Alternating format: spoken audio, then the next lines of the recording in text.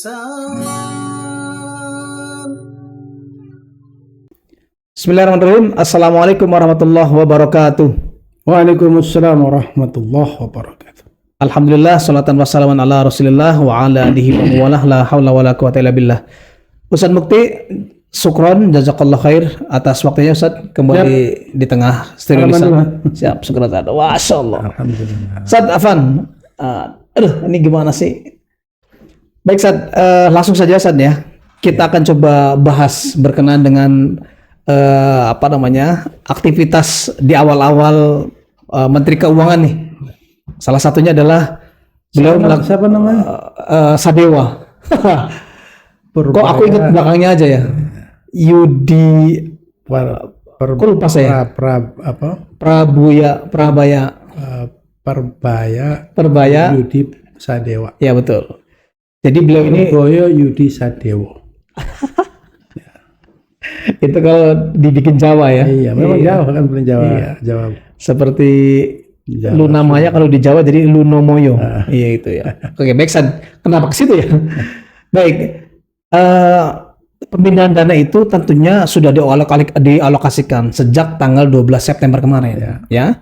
Alokasinya adalah ke bank-bank plat merah. Himbara namanya. Betul. Ya. Sebetulnya apa maksud dan tujuan Menteri Keuangan ini, Ustaz?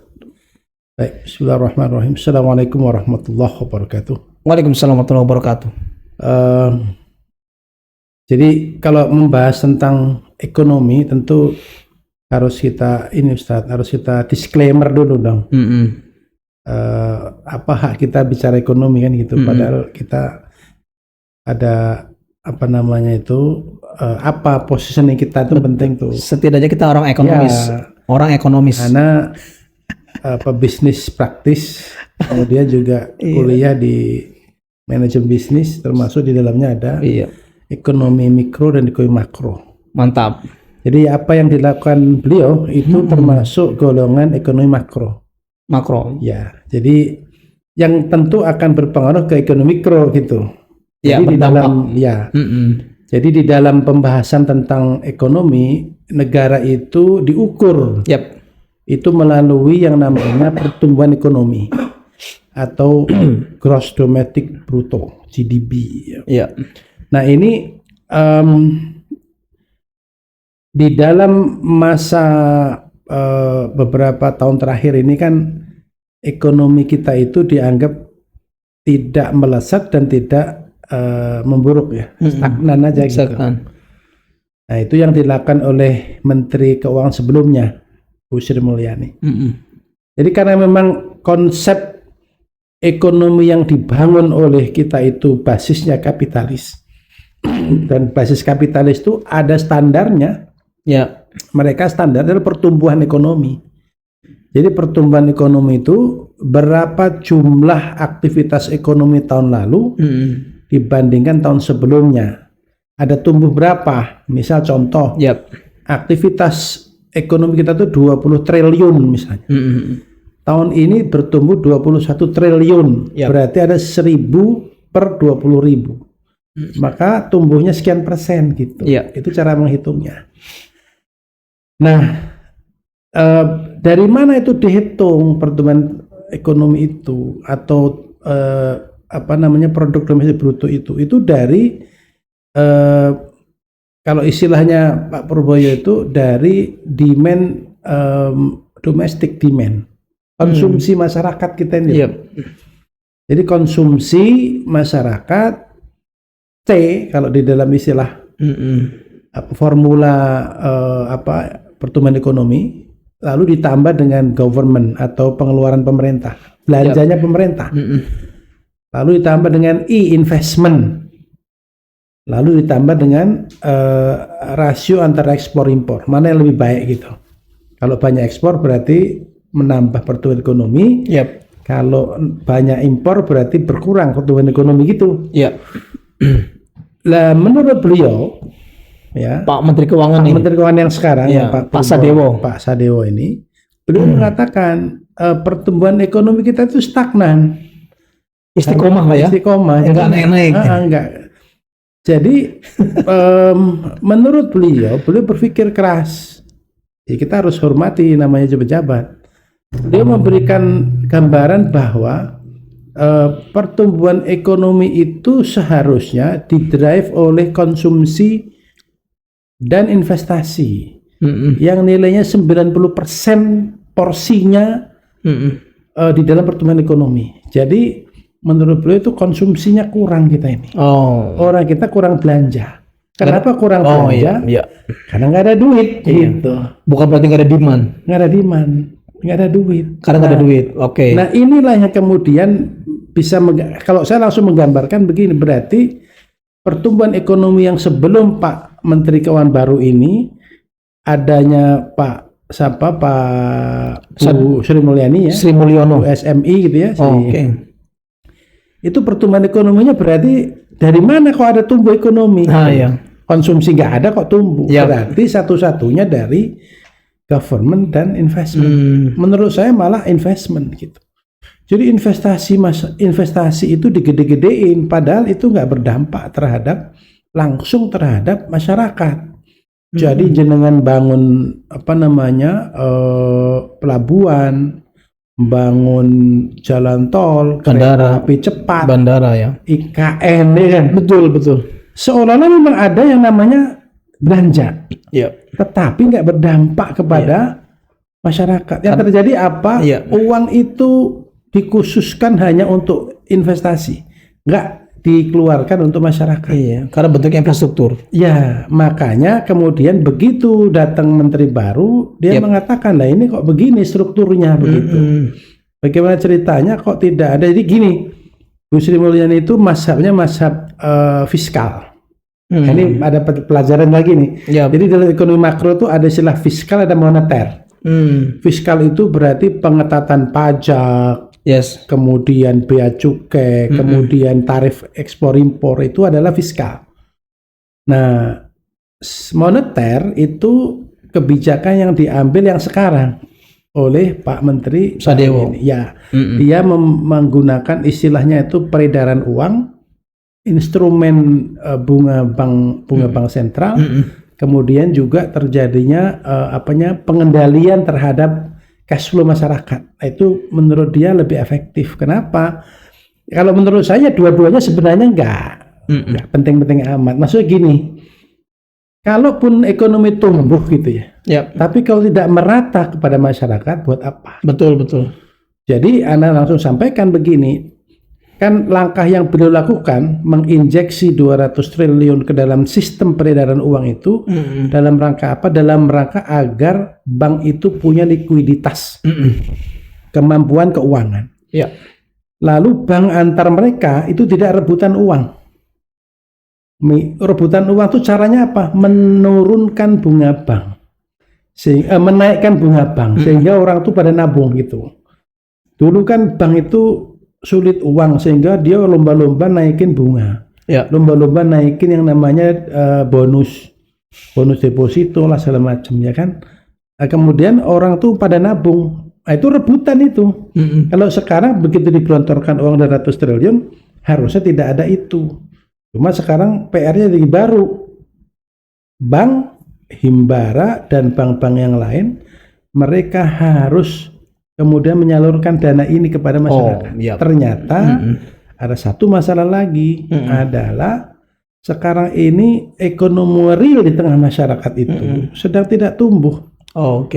Jadi orang tuh dulu juga enggan untuk bikin usaha, termasuk juga masalah birokrasi, perizinan. Masya Allah. Kita mau bikin es dawet aja ya. Es yang dulu tuh es lilin gitu ya.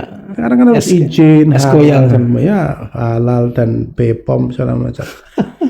Jadi berat sekali masyarakat itu. Saat ini sekarang tiba-tiba menteri yang baru ini menggelontorkan dana segini banyak yang idealnya mengalir ke sektor-sektor itu gitu. Artinya berarti ini menurut aneh ini masih oportunistis, masih gambling gitu. Masih gambling banget ini. Spekulatif. Jadi dengan dana sekitar 200 triliun itu diharapkan terjadi multiplier effect terhadap perkembangan ekonomi. Harapannya begitu. Kalau itu dinikmati masyarakat banyak. Kalau tidak, balik lagi nanti ke yang punya sistem yang sudah matang, sudah siap ekspansi usaha, baliknya ke orang-orang yang punya kapital besar lagi, gitu, yang siap nampung. Oligarki lagi kan begitu. Jadi artinya sebenarnya apa? Dua-duanya nih, antara Bu SMI dan Pak Sadewo, ini sebenarnya dua pendekatan yang menuju pada arah yang sama dengan jalan yang berbeda. Tujuannya sama aja. Oh iya, kalau hati-hati loh ya. Oke, saya sedikit potong. Artinya maksud dan tujuan menteri yang Pak Sadewo ini sebetulnya memang niat baiknya adalah adanya geliat ekonomi secara secara fisik itu terjadi di tengah-tengah masyarakat supaya tumbuh ekonomi. Namun pada faktanya tadi sudah dibahas ya. Itu ternyata menuju pada muara yang sama. Baik, ini pertanyaan terakhir. Sebetulnya niat yang tadi itu kalau kita bisa kita wujudkan dalam konteks yang lain, tentunya kita sedang membahas Islam.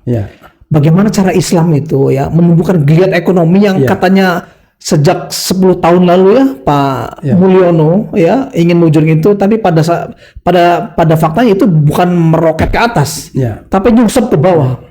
Jadi bagaimana tuh caranya Islam itu menaikkan taraf ekonomi kita, Ustaz? Jadi kalau jawaban mudahnya nanti jawaban sulitnya nanti. Jawaban mudahnya tuh begini. Sulitnya berarti harus ngaji dong. Oh iya.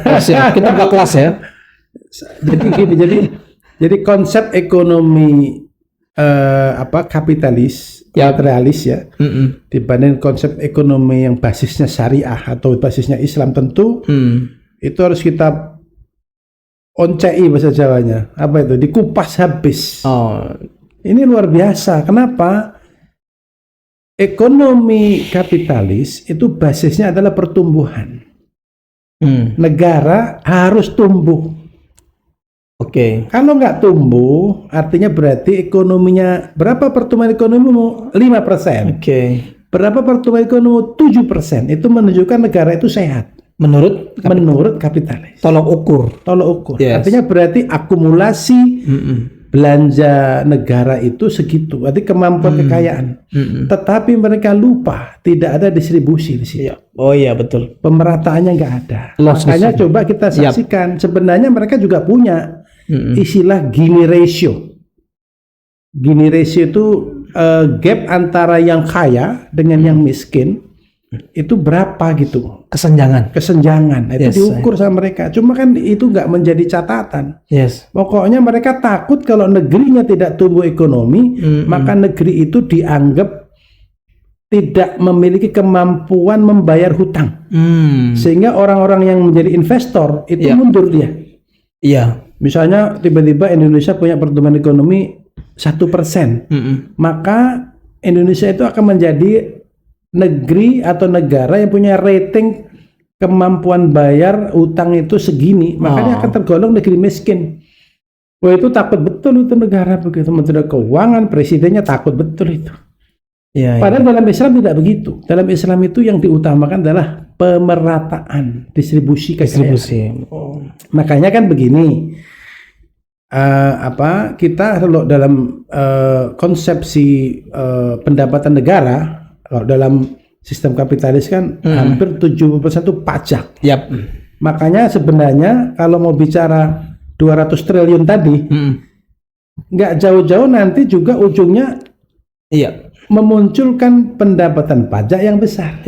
Bulat di situ lagi, akan balik lagi situ karena sistematik. Kan 200 triliun dari pajak juga kan toh. Gitu. Ketika diinjeksi kemudian berputar, berharap ada pendapatan dari pajak lagi gitu. Kecuali negeri ini merubah konsepnya. Betul-betul harus dirubah. Dari mana? Pendapatan negara jangan dari pajak lagi dong. Ya dari kekayaan alam direct kan begitu. Kemudian juga kekayaan kebun, kekayaan laut, sumber daya bumi, termasuk minyak bumi segala macam itu. Dan di dalam Islam jelas Islam itu selain pemerataan distribusi ada namanya pengkategorian kategori barang. Ada namanya sistem milkiyah, kepemilikan. Jadi kalau dalam Islam kepemilikan itu dibagi 3 kategori. Kategori yang boleh dimiliki individu, kategori yang hanya dimiliki oleh jamaah masyarakat, dan kategori yang hanya boleh dimiliki negara. Ini clear sehingga terjadi objektivitas yang tinggi dalam bisnis. Kalau sekarang nggak ada kategori itu, orang yang punya kekayaan silahkan mengeksploitasi kekayaan alam berupa minyak bumi, batu bara, gas alam. Itu dalam Islam nggak boleh. Iya. Dalam Islam itu semua milik negara, dikelola oleh negara, baru dikembalikan kepada masyarakat. Iya. Kalau di dalam sistem sekarang, siapa yang memiliki kekayaan dan teknologi silahkan mengelola itu. Negara hanya menerima pajak. Iya. Kan bermasalah. Iya. Berapa ton pendapatan kita hasil dari Freeport misalnya, emas. Berapa ton dari nikel, berapa ton. Makanya ini luar biasa. Negeri ini harus betul-betul dikelola dengan benar. Ya balik ke 200 triliun tadi ya. Baik. Diharapkan dengan 200 triliun itu muncul yang namanya bank-bank itu mensupport sumber-sumber ekonomi, UKM, industri-industri itu tumbuh gitu. Betul. Mas sekarang kan luar biasa kita ini. Iya. Sudah lama kita ini memiliki kesulitan masyarakat untuk bisa menumbuhkan kemandirian ekonomi itu. Oh, kita punya teman saya menghasilkan ikan nila tuh banyak tuh, cuman jualnya kemana gitu. Sudahlah dia nggak kasih makannya mahal, tata kelolanya juga nggak ada gitu. Makanya menurut Ana yang pertama harusnya negara ini, dan dalam Islam juga begitu ya, harus ada pengkategorian kepemilikan. Yang kedua harus ada kemampuan melakukan distribusi. Yang ketiga tentu negara itu mencari pasar-pasar hilirisasi ya, kemudian melakukan mapping terhadap kebutuhan produk-produk di dunia ini gitu. Iya. Sehingga kita mampu produksi segala sesuatu, lalu ada pasarnya gitu. Betul. Nah pasar itulah yang menentukan kegiatan ekonomi. Saya kemarin melihat Arab Saudi itu Masya Allah, mereka sekarang mendiversifikasikan pendapatan negaranya, tidak hanya melalui minyak. Sekarang mereka melakukan kegiatan perikanan di padang pasir. Oh, Masya Allah. Saya salut betul itu. Iya. Artinya apa? Harus punya visi begitu. Terus kemana dia menjual ikannya? Ya tentu demand-nya tinggi. Limbahnya dipakai untuk menghidupkan padang pasir menjadi padang hijau. Limbah kotoran ikan itu. Kemudian ikan-ikan yang dipanen ya tentu diekspor. Mereka bisa bikin ikan salmon di padang pasir. Apa nggak hebat tuh? Mantap. Nah itulah berarti. Nah ini berarti kita ini harus punya kemampuan membaca situasi. Tidak cuma hanya melakukan injeksi 200 triliun. Iya. Selesai enggak. Kita juga harus melakukan monitoring itu ke arah mana, kemudian betul enggak itu dilakukan oleh ekonomi real kan gitu. Kalau enggak kan wah tambah ya kita berharap tidak terjadi lah ya kesulitan yang luar biasa di masyarakat. Baik Ustaz, Sukron ya, itu mencerahkan buat kita pembahasan berkenaan dengan dana yang 200 triliun tadi ya. Ternyata memang dari bahasan ini sepertinya memang negeri ini harus memiliki alternatif konsep yang lain. Betul. Ya, tadi ada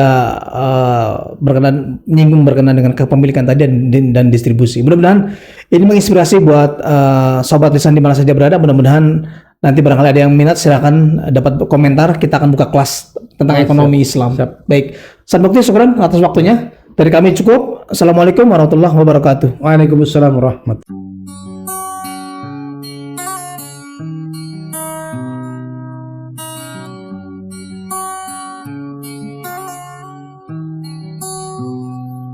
salam.